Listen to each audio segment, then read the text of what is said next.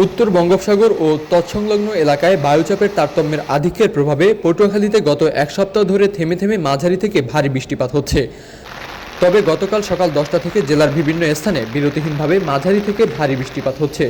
গতকাল সকাল 6টা থেকে আজ সকাল 6টা পর্যন্ত জেলার কলাপাড়ায় 68.0 মিলিমিটার বৃষ্টিপাত রেকর্ড করেছে খেপুপাড়া আবহাওয়া অফিস।